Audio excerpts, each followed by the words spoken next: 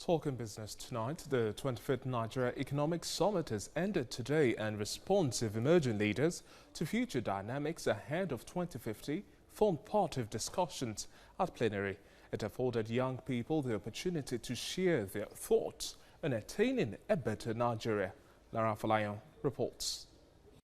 Leadership plays a critical role in national development as Nigeria braces itself up for challenges of a doubling population by the year 2050.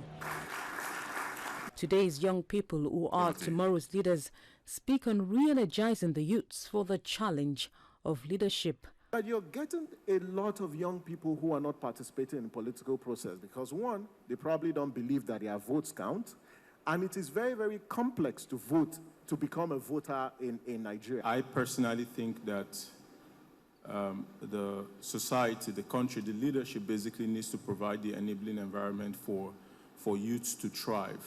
Many of the youths today do not have the capacity or the muscle, financial strength to be able to hold on to leadership position.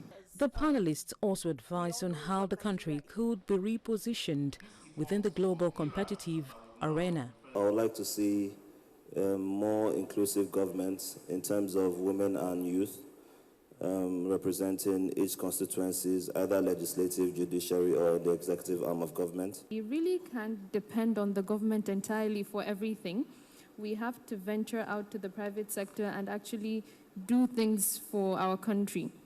And there's so many opportunities because there's so many untapped areas that we have in the nation that we could venture into through the private sector. The Economic Summit is held for 25 years, and its masterminds in an impact assessment presentation say it has not been just a mere talk shop, but an annual gathering of useful recommendations. In the early years, the Nigerian Economic Summit made recommendations for structural reforms required for banking in post-democratic Nigeria.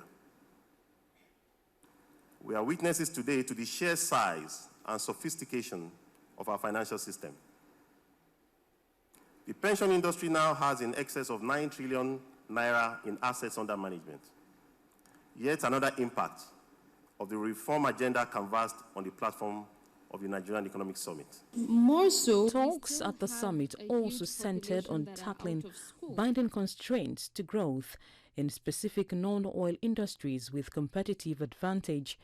This was with a view to unleashing their economic opportunities as an engine for growth.